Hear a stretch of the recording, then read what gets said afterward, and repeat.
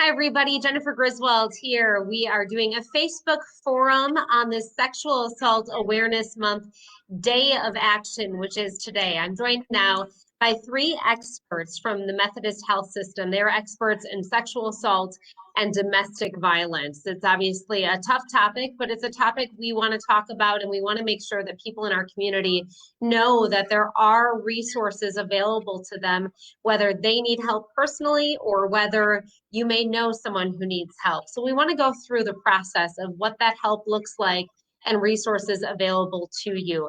I'm going to let all of these wonderful people introduce themselves and give a little background of where their expertise lies. Carla, can we start with you? Sure. I'm Carla Idris, and I've been a nurse for 15 plus years. I have been a sexual assault nurse examiner for approximately 3.5 years. I respond to sexual assault, human trafficking, domestic violence cases, strangulation at Methodist main campus as well as Methodist Women's Hospital. And then I also have the privilege of doing follow-up care at the Methodist Community Health Clinic. Carla, thank you so much. Dr. Albee, would you introduce yourself and give a little bit about your background when it comes to this topic? My name is Dr. Laura Albee. I've been an emergency physician for 13 years and the medical director for the forensic nursing program for 1.5 years. And my job is to provide medical direction to the forensic nursing team. So when questions arise about medications or injuries, I can help address that. I'm also a liaison between the physicians, the nurses, the administration, and then attend meetings around the community and throughout the health system to coordinate resources and communication. Thank you. We appreciate you being here. And Jen, can you go ahead and give your background? And Jen, I think you're muted there. Not a problem. Jeez. We're all used to this. It's where we've gotten used to it. Yep. I'm Jen Tran. I've been a nurse for 18 years and have been working as a forensic nurse for the past 12 years.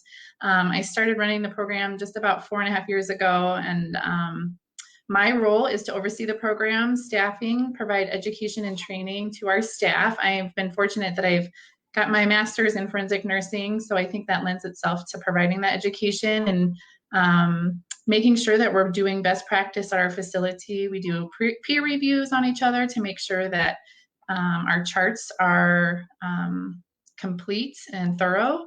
And then I also participate in our community response teams in Douglas and Sarpy County to make sure that we're all on the same page, doing best practice and really putting the survivor first. Well, thank you. We appreciate all of you joining us today. Dr. Albee, I'll start with you. When we're talking about domestic violence and sexual assault in our community, something we've always seen, can you talk about any patterns, anything we seem to be noticing, how the pandemic may be influencing or impacting what we're seeing in those areas?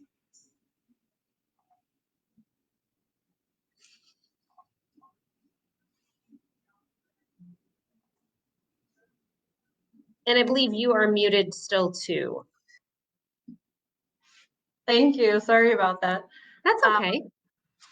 In the beginning, when the pandemic started, we saw kind of a downtrend in sexual assault, partly because a lot of predators initiate those attacks at bars or parties or that, and then also people were afraid to come to the ER because of fear of COVID-19.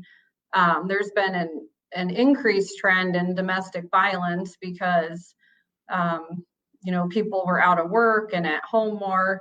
Now we've seen our numbers are back to pre-pandemic for what we're seeing for sexual assault. Do you anticipate it will be even higher as we kind of work through the pandemic a little bit and start to see the results of the pandemic, if you will? I think it will, especially with domestic violence. People have had a lot more life stressors. We've seen a lot of increase in substance abuse. and people are getting out to get care more. So I think we will see an increase. Jen, you were talking about it a little bit, but you were talking about sane nurses. First, you talked a little bit about the program, but what is that, and what is that training, and why is that type of training important when we are dealing with survivors? Yeah, so SANE stands for Sexual Assault Nurse Examiner, and those are nurses specially trained to care for survivors after they've been sexually assaulted. And then in 2014, recognizing that skill set could go beyond the sexual assault survivor, we expanded our program and now respond to patients following domestic violence, human trafficking, strangulation, and elder abuse. But what makes us that important is that when the patient comes in who is a survivor, we want to make sure that they get a provider who has that specialized education and training to take care of them. There really is just one opportunity for complete and thorough evidence collection. And more importantly, we want to make sure that our staff at the emergency department and then our team are trauma informed, recognizing that people respond to trauma differently and they need to be a participant in their care. And so if we can meet them where they're at, provide care for them and include them in that care, I think that's really important to their healing process once they leave the hospital. Jen mentioned trauma informed. Carla, you're trauma trained. What exactly does that mean? So when someone comes in, why is it important to have that training in trauma? And you are muted at this point. Thank you, Jen, for the reminder. So be trauma trained or trauma informed is having that ability of recognizing, understanding, and just really being able to respond to the effects of all types of trauma. When someone goes through a traumatic situation, it just doesn't affect them physically. It affects them psychologically and emotionally. So when a patient comes into the emergency department, and specifically someone who has been abused or assaulted, we really want to respond not only with care and compassion, but we want them, number one, to know that they are safe with us. We are a safe environment. And then we work on building that relationship with the patient, understanding that we are transparent. And in every step of the process, we always get consent from them. They can opt not to do things as far as evidence collection. If they don't want to do it, we do not force them. And so we actually talk them through the process. And by doing that, that actually gives them back power and control, which is some of what they've lost during that assault. Definitely. Can you talk a little more about what that process entails? As you said, it can be different for different people if they're opting out any part of it, but what are some of the things that are done when someone comes in? Right. So if someone is coming in and they have been sexually assaulted, the nurses respond, they walk into the emergency department, and that triage nurse will then tell the core nurse, and the core nurse will call one of the SANE nurses. And we are on call at Methodist Health Systems 24/7, 365 days. So all the time, you can know that we are going to respond. And when we get that phone call, we respond within 30 minutes. And once we arrive at the hospital, we go into the patient's room and we introduce who we are and what we do and the reason why we are there. And then we get consent. And what happens there is we do, according to the assault, there may be some physical injuries. So we may need to take photographs and actually take measurements and close-up shots of that physical injury.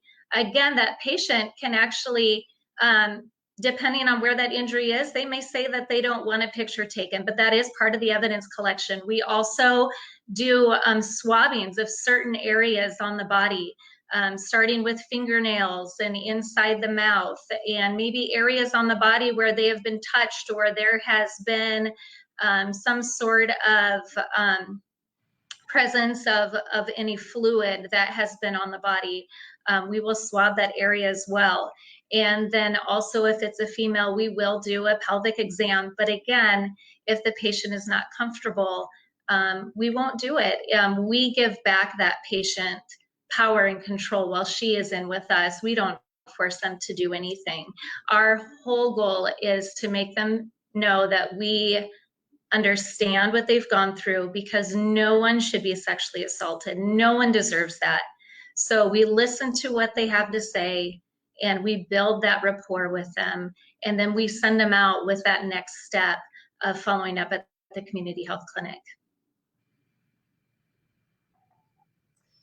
Dr. Albee, when someone comes in, obviously it's important that they're treated a certain way psychologically.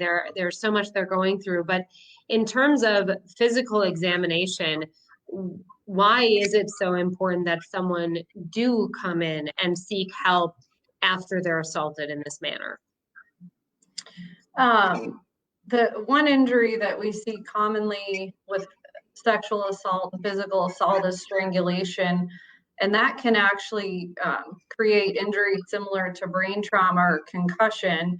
And some of the symptoms after strangulation don't appear for a few hours or a few days.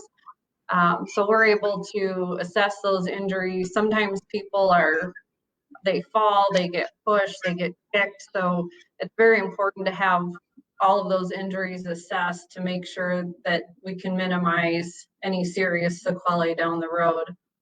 And the forensic nurses help a lot with identifying those injuries. Jen, obviously everyone here is trained on how to deal with people, and that is so important. But a lot of times the first contact may be someone like me or someone watching, where a friend or a family member contacts us and says, this happened. What is your advice to someone if they either know for sure and are hearing from a friend that they have been sexually assaulted or a victim of domestic violence, or if they suspect it? What should someone who is listening to that person, how can they make sure to be there as a supporter and an advocate? That's a great question, because truly it's a hard place to be in because you want to help. And I feel like that's our nurses too. We want to go in and we want to help, but sometimes we don't know what the best thing for them is. We really have to listen to the survivor and see what the next step is, because truly when they're trying to leave a domestic violence relationship, that could be the most lethal time in that relationship. And so making sure that they have the safety plan in place, being able to think through all of those needs is really important. So if you know someone, I think it's important to listen to them, to be there for them, knowing that they might disappoint you because their needs might not be what you think that they need, but really just being there. And then, reach out to community resources to see what they have to offer, and then talk to your friend or loved one about those resources. Did you know that the WCA has advocates that can help you with a protection order or a safety plan? Or Heartland Family Services has a domestic violence shelter that maybe you could stay at while you're leaving that situation. And so there's a lot of community organizations that are supportive of survivors to really get them to the place that they want to be, but sometimes it's not that quick action plan that we want it to be, because that's not the safest for the survivor. So really it's listening to them and helping them get the resources that they need so that they can make decisions or come to the hospital for that medical care immediately after an assault. And then we can help them get those resources as well. Thanks, Jen. Yeah, Carla, Jen was talking about some of those resources. Methodist actually partners with quite a few of them to help out and make sure that they are able to follow up with that. So talk a little bit first about follow-up visits and why they're important, and then how you make sure you're interacting with other organizations that might be able to provide more support. Sure, that's a great question, Jen. So when a patient is being discharged from the emergency department, meaning that they are now able to go, whether it's back home or they're being discharged to a safe location because their previous home was no longer safe, we tell them their first next step is to go to the Methodist Community Health Clinic. The Methodist Community Health Clinic is located off 26th and Douglas Street. It's right on the corner. Actually, there's a bus stop right there. It's a beautiful facility. And the providers there who are nurse practitioners are also trauma informed. And we have a behavioral health specialist there as well. And why it's important to be seen at the clinic, and we hope and we desire within that first 72 hours, so within those first 3 days, we want to make sure that the survivor is doing well, not only physically, but also emotionally. So that is that time where maybe I will sit down and I will have that opportunity to talk to the patient, offer resources. Have you checked in? Have you reached out to the Women's Center for Advancement? And then also have them speak with the behavioral health specialist and if necessary, help develop that safety plan. So it really is just a great follow-up from the immediate crisis to 3 days later coming to the community health clinic where they do not have to retell their story because we already have everything in that Cerner charting. And we just follow up with them, see how they're doing, and help them as they walk out this journey for them. So some of the resources that we have here in Omaha, I mean, we have some amazing resources. I mentioned, and Jen mentioned, the Women's Center for Advancement. In Douglas County, we also have Catholic Charities. In Fremont or Dodge County, we have the Bridge. Then in Sarpy County or Cass County, we have Heartland Family Services. And then, of course, for pediatric patients, we have Project Harmony. And all of these resources here can help not only with counseling, they can help with legal aid, which, you know, might be a protection order. They can help with safety planning. They can help with mental health care, financial aid, just short term if they need some assistance for utilities and rent. So they all offer a variety of things. They all do not offer the same thing, but yet we are definitely privileged enough in Omaha to have all these resources available for our survivors. Yeah, and it's, you know, I know you're having a Twitter chat later today as well, and, you know, we're doing this, and I think that's important to note that, you know, all different organizations, but really all are working together. So it is one of those that if for some reason you can't provide that type of support or it's not really within your realm, you'll make sure that they can know where to go next. Because like you said, it's not as simple as you just leave a clinic and you're done. There's more there for sure. You know, Jen, have been talking a lot about the program. Why is it unique to Methodist? How is it unique to Methodist? This isn't that every place necessarily has this type of program that focuses on these survivors. You know, it's unfortunate that in 2003, Heidi Wilkie had to go through a sexual assault, but she recognized that care could be better in Omaha and partnered with Methodist and our foundation and our administration to create the Heidi Wilkie Sane Start program. And so we've had the experience. I think it just speaks volumes to the support that we've had over the years. And we keep trying to improve it to keep with best practices. So we have a great team that we invest in their education.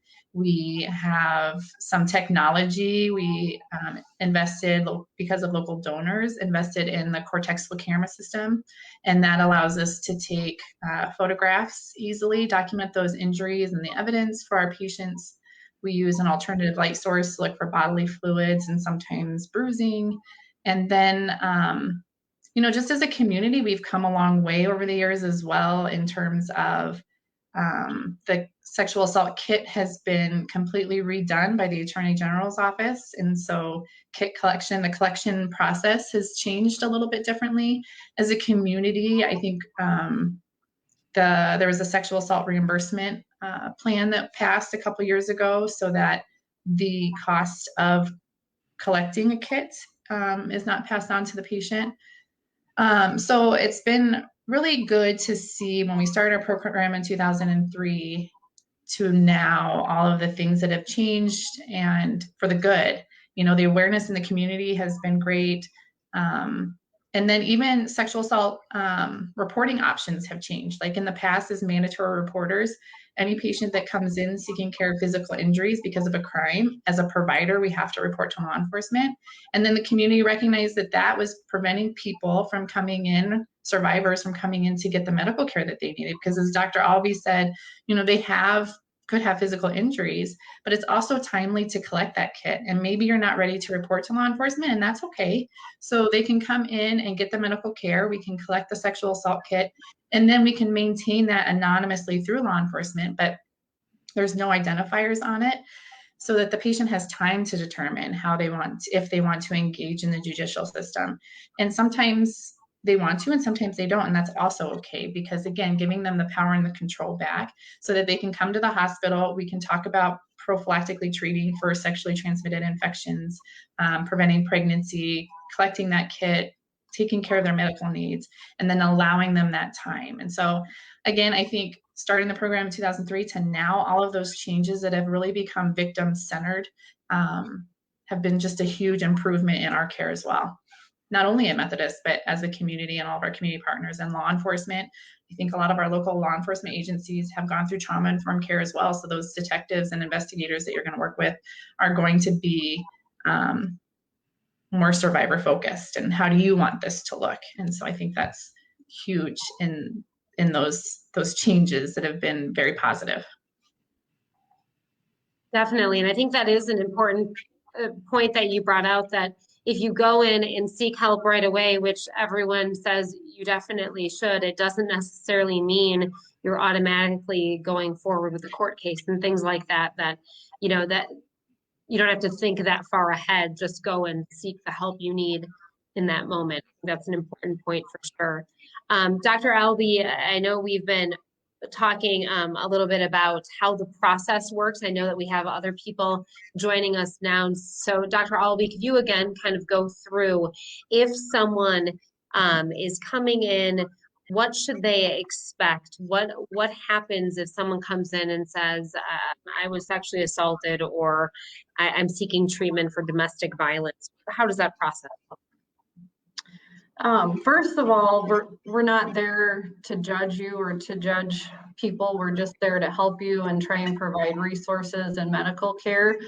And so when you check in, you'll go through a triage process, and then the forensic nursing team will be called. You'll be seen by either a physician or a nurse practitioner or PA to assess medical injuries. The forensic nurse will come in and introduce themselves and take you through the process of understanding what happened and collecting evidence. The forensic nurses are important because it's a specialized type of documentation that they do regarding the entire assault and all of the injuries. And the collection's very important to preserve DNA and make sure everything's done correctly and maintain chain of command. And then we talk with you about whether prophylaxis medications for sexually transmitted diseases, those are available. Pregnancy prophylaxis, HIV prophylaxis, we can educate you about all of that. And then, like Jen and Carla mentioned, help with resources going forward as far as emotional support, and then any ongoing treatment for physical injuries. We were getting a few comments from one survivor who wrote, she's a survivor of almost 2 years, and said, if anyone needs to talk, add me. It's scary. It can be embarrassing, but don't be scared. Don't be embarrassed. Go. And then I thought this was very important. She said, the lady with me still calls to check on me. It's really helpful if you feel like no one is there. They try their best to let you know they are.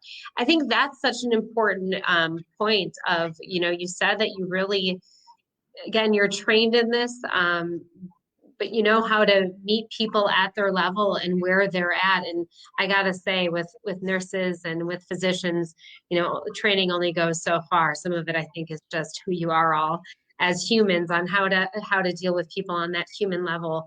But Carla, when you read a comment like that, I mean, is that something you all strive for, to make sure you're making that connection and making sure people feel as comfortable as possible in this really a time of need? Yeah, absolutely. Actually, reading a comment like that brings tears to my eyes, because that tells me we're doing a really good job. And it's not about a job for us. There are some people who come onto the program and maybe they don't make it even through orientation because they realize it's just not their skill set, and that's okay. Because it really does take just a special person to really be able to not only do the medical side, but actually to have that empathy, to listen to the patient, and to know, again, we're building that rapport. And our number one thing is we want our patients to know they are safe and that they are not alone. So when I get that honor of doing that follow-up call at the community health clinic, the first thing I ask is, how are you doing? And just a simple question like that can often bring patients to tears, because we don't like to recognize sometimes in this society that assaults are happening, and it kind of gets pushed under the rug. So, not because friends and family don't care, but sometimes they just don't know how to respond to their friend or family member that's been assaulted. So when you have a nurse or an advocate reaching out to that survivor second, third, and fourth time saying, you're still not alone, we are here for you, I think it makes all the difference. We have another person who wrote in, I am 6 months safe from an 11-year domestic abuse situation. I found it extremely hard, almost impossible to find help for myself. Being a male who was abused by a male, does the program offer this kind of help? And I know we've done these Twitter chats in the past, and I think that's always important to note that domestic violence, sexual assault can impact any type of relationship and any person. So yes, that can happen as well. Does anyone care to address this of what resources are available regardless of what your relationship may look like? Hey, Jen. I can take this one. Yeah, I think that's an important point to point out, is that our program serves males, females, the LGBTQ community. We want to make sure that everyone feels comfortable coming into our facility, because at the end of the day, we're a medical facility and we treat everyone the same when they come in. We really do care about your physical, your mental, your emotional well-being. And so I hope everyone feels as though they can come in, because we do recognize that everyone can be a victim. Everyone can be a survivor too. And so we want to meet you where you're at and provide those resources. So even though WCA is Women's Center for Advancement, they do offer services for male survivors as well as Heartland Family Services. I know sheltering can be a little bit more difficult, but there are shelters that house men as well. And so reaching out to those advocates would be huge to figure out what resources are available. They can still help you with protection orders if you're interested in that, crisis counseling, advocates creating that safety plan. And so truly, as a community, we need to recognize that this is happening to every person that we come in contact with. I think the stat is 1 in 6 men are survivors of sexual assault, but we don't make it comfortable for them to come in. And so just all the stigmas and stuff that are in our community. So let's maybe try to change that conversation. I love that you brought that up, and that they need help too. And if we can acknowledge that, we can start the conversation, maybe we can prevent it, or have them feel more comfortable coming in if they are a survivor. So yes, there are resources available, and please feel free to reach out to those local advocacy agencies or even myself, and I'm happy to help. And we want to thank the people who are writing in comments. I understand it's a sensitive situation, so there may be some of you listening and watching and you don't feel comfortable writing in about your own situation, and we really understand that. So when people are, it's important, it's helpful to keep the conversation going. With that, if anyone is just now tuning in, I want to make sure to let people know that we are doing this Facebook Live, and these are all experts with Methodist Health System. And we're doing this because it is the Sexual Assault Awareness Month Day of Action. And obviously that's just one day, but it's a conversation we can be having any day, because here in Omaha, we do have many resources for people who are survivors of sexual assault and domestic violence. And we want to make sure that these people are getting the help needed. We started off talking a little bit about, and I think if we can address this again, of what we're seeing currently. We, this is not a problem that goes away when times are tough. In fact, if anything, it may be getting worse because of the pandemic and things like that. So, Dr. Albee, could you talk a little bit about what we're seeing in terms of how many? Is it increasing? Do we know that? What's the take on that right now? Just from our numbers that we can track, are like we talked about, the sexual assault numbers are back where they were pre-pandemic. Domestic violence has been worse during the pandemic due to people being out of work, increased stress, people being at home more in situations that were already unsafe. We've seen a lot more substance abuse, which contributes to domestic violence and sexual assaults. So the pandemic has just created a lot more stress in everybody's lives. Sure, and obviously these things unfortunately happen at any time, but when those things are up, you traditionally see, unfortunately, more cases of this. Is that true, Jen? I see you nodding your head. Yeah, and I think it's important to point out that there's still people are still working from home, and people still might be isolated in their homes with their abusers. And so while our numbers are coming up to pre-pandemic levels, I think we're still not seeing the full picture of the effects. And then I think it's also important to point out that because of the pandemic and kids are learning from home and have more access to online, that we really need to look into what safety on the internet looks like for our children, and being involved with what they're looking at on the internet and who they're involving, because we know that predators are on the internet, and it's easy to portray someone as someone else when you can't see them, or a different personality or pictures or whatever. And so being able to talk to our kids about safety online, only being friends with people that you actually know, only talking to people that you actually know, because that stranger danger feeling can kind of go down because you've met this person online and you think you know this person online. And so when you actually meet them in person, and this is true for online dating too, that maybe your sense of stranger danger goes down a little bit and you feel a little bit more comfortable. And so that kind of goes to dating in public. But really my point here is talking to our kids, because they do have access online, they have access to the World Wide Web, and there can be scary things out there. So there are a lot of resources online about how to monitor your kids, how to talk to your kids about that. And so I would also suggest that parents be involved and look into those resources as well, because it really does open our kids up to a lot. So important. It's obviously constantly changing. So yeah, to keep tabs on that. Unfortunately, you don't always know what they're doing online. We did get a comment from here. Let me put it up. A lot of people won't leave a situation due to having pets. Do you have a program that helps foster pets or help until a person can find a safe space? Pets, obviously one thing, kids, another thing, but I think it is interesting. I know when we've done these talks in the past, this always comes up where, yeah, that's something people don't want to leave pets or a house or something behind. Jen, you were giving a thumbs up like you had something to say on this. Yeah, actually, our Humane Society has a program for survivors, and they will house your pet for you. You have to go through an advocate, so either WCA, Harm Family Services, the Bridge locally, but they do have a program so that your pets are there when you're in a better place for them, which has been, I think, utilized in our community.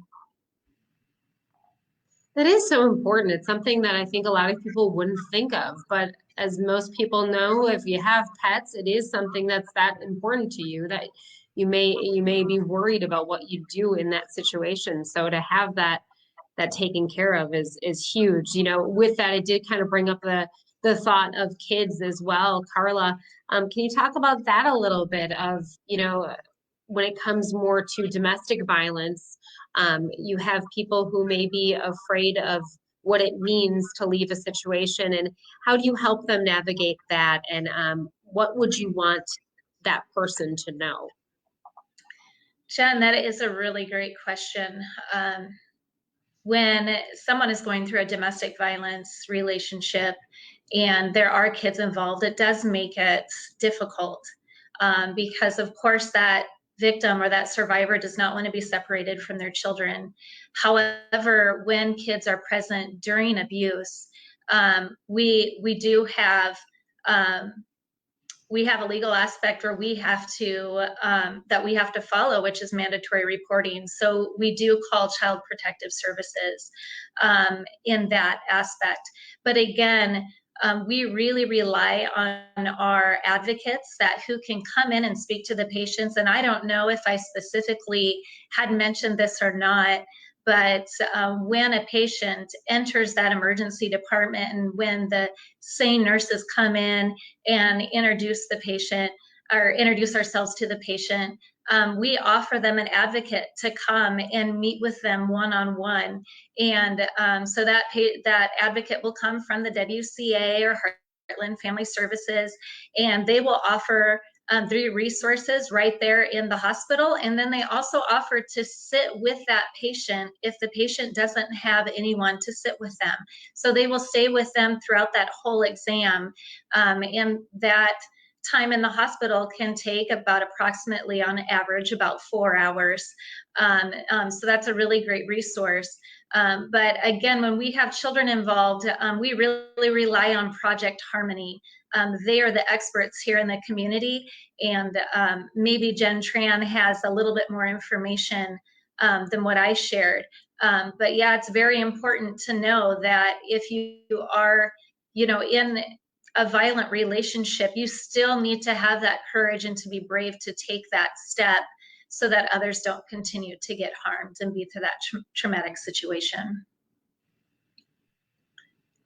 Definitely. And I was pausing for a second. I think we lost Jen's camera for a second there. I was going to see if she had something to add, but we can definitely check back with her for sure.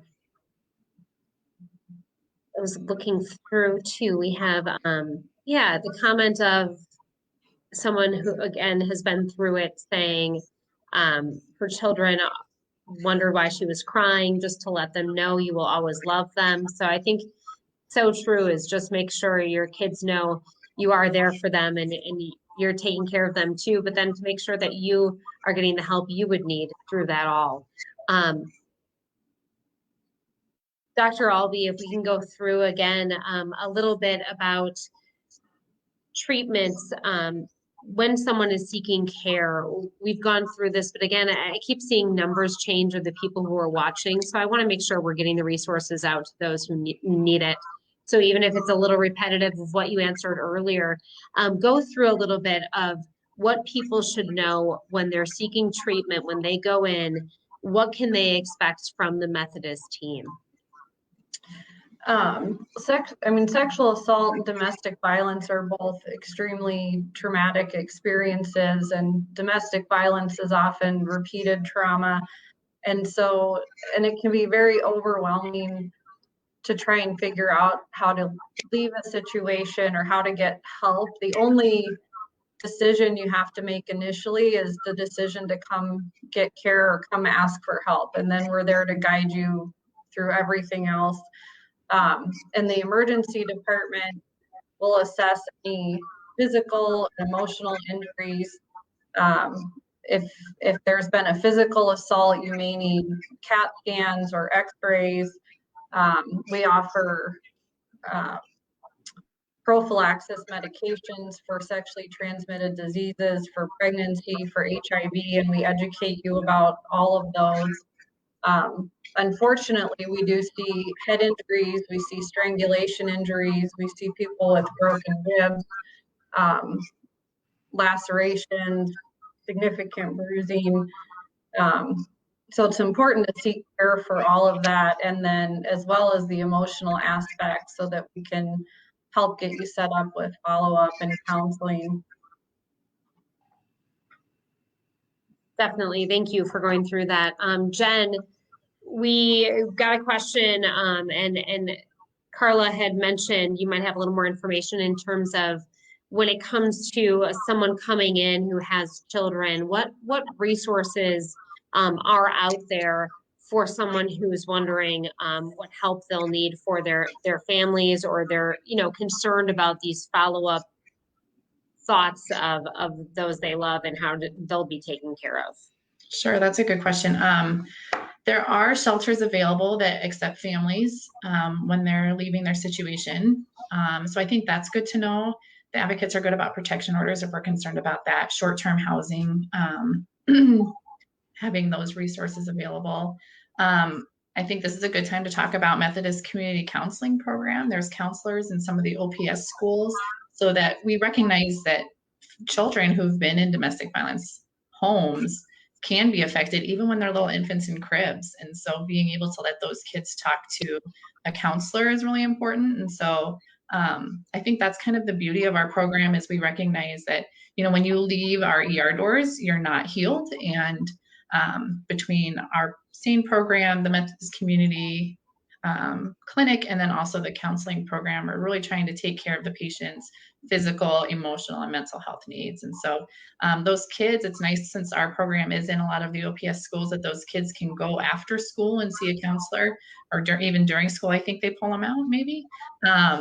But it's convenient for parents, because now you're probably in a single parent situation where it can be overwhelming trying to get kids to school and activities, and then also taking care of them, their mental health needs as well. So there's definitely resources, and our advocacy agencies have resources as well. But again, there are shelters that families can go to, and then also counseling for those kiddos. And for the parents, right? Like, I think we all benefit from some counseling. We all have things that we're going through. And so there should be no shame in that, to be able to recognize that, we all have things that we're going through. And even our kids, to give them that outlet to be able to talk to someone who's unbiased and help them work through some of their feelings is important. Definitely. We received this question: what kind of equipment do you use during an exam? Does the same person stay with you the entire time? How do you balance staying compassionate while still collecting the info you need? Carla, do you want to take this one? Yeah, I would love to. So what kind of equipment do we use? Well, our main equipment that we have is that Cortex flow camera, where if we needed to take photographs of that injury. And what's great about that camera is that it also has a filter. So if there is diffuse bruising under the skin, which can happen with strangulation, where we may not see it with the naked eye right away, but with that camera, you can see some of that bruising that's right underneath that layer of skin, and we can take great pictures. Other than any other equipment that we use are just like, it's like Q-tips. It's cotton tip applicators. That's what we use for collecting the evidence, or collecting that DNA. We also, of course, if it's a pelvic exam, we use a speculum. So the equipment, other than that large piece for the photography, that's all we use. And I think that balance of staying compassionate while collecting, I can only speak personally. It just really kind of flows out of me. I mean, yes, I want to collect evidence, and yes, I want to do it excellent. But what's more important at that moment is that survivor, or that victim, or that patient, whoever it is sitting in front of me, I want them to know that I care, and that I am there for them specifically. And yes, I'm there to do a job, but I care more about the person than anything else. I think that's wonderful to hear. And like I said, it's incredible. It takes a special kind of person, all of you, for the work you do. So we definitely appreciate that we have you in our community. Carla, I know with that you have to step out pretty soon. I was wondering we can probably wrap up at this point. Would you mind if I ask all of you go around real quick and just give some final thoughts of what you'd want someone to know who's watching, what you would want them to know if they're watching this and wondering if they should get help? Carla, you can start. Sure. I think most importantly is no matter who you are, your gender, your identity, your ethnicity, if you need help, if you are struggling, if you were even in a relationship years ago or it just happened last night, we want you to know at Methodist Health System that we care and that you matter. Again, I said it earlier on, but I want to repeat that no one deserves to be assaulted, whether it's physically or sexually. Sometimes victims think are kind of groomed to believe, well, I deserve this, and I'm here to tell you that you don't deserve it. And please come into Methodist Hospital and let us hear your story. Let us take care of you because we want you to know that you're not alone. Thank you so much, and we appreciate you being part of this today. Thank you so much for your help with this. You're welcome. Dr. Albee, your closing thoughts, if you will, of what is your final thoughts of advice to people who may be watching? One thing I'd like to mention is I review all of the charts, all of the forensic charts for sexual assault, domestic violence. And so I see a lot of trends as far as age groups. And so in the teenage groups, we see people who went to a sleepover and may have been assaulted by a friend or a brother, or they sneak out to a friend's house. And then in the 20s and 30s, a lot of assaults happen at parties or bars, and there is a lot of, date rape, drugs out there still. And there are predators who are looking to take advantage of people. And I think that it's really important that we watch out for each other, watch out for your friends, watch out for your family. Don't leave somebody in a bad situation. And then if you have someone that confides in you that they've been assaulted or they're in a domestic violence, listen to them, try not to judge them. Tell them to go to Methodist Hospital or to any ER to get help. There's lots of resources out there. So it's very overwhelming to try and think through the process, or how are you going to get help, or financially, how can I do this? So really all you need to do initially is reach out and ask for help, come to the ER, and we can help get the process started and get you the help and resources you need. Definitely, and thank you so much for joining the conversation today. We appreciate it. Jen, what are your closing thoughts you have for people, or anything you wanted to say that you didn't get a chance to mention? I think kind of going off Dr. Albee, I think when you're a survivor after it's happened immediately or later, it can feel really heavy, that next step. But the best thing we can do is make that next step, make that phone call, reach out to someone that you can confide in to start that healing process. Because when we hold it in, it just makes it harder to recover from it. I think some survivors will say they don't like to tell their story. Some survivors will say that they like to tell it and, that's therapeutic for them. But whatever it might be therapeutic for you, because we don't know what's best for you, we will try to connect the resources to you to make that healing process a successful one. Because again, just reaching out, it feels heavy at the time. It feels like tomorrow is going to be difficult, or that next step is going to be difficult. But I would just really encourage you to make that step. And I mean, drop your phone number in a private message to me. I'll call you. I'll be the one to reach out to you, because it is hard to pick up the phone and make that appointment, or to walk in. And really, when you verbalize it, it can be difficult. So truly, we're here to help you. We have a great program, and we just hope that you feel comfortable in letting us do that. Definitely. We're going to be sharing this on our website, and with that, we'll make sure to have some links to different resources that way too. And I can always pop a phone number too in the comments if anyone feels like they need to reach out to someone, because right, sometimes it might be they just need to make a phone call first or something like that. So we appreciate both of you so much. Thank you for letting us hold this forum today. I think it's very important information, and I hope that some people are able to get the help they need thanks to this. So we really appreciate the work you're doing in our community. Thank you. Thank you, Jennifer. Yes, thank you. Thanks for having us.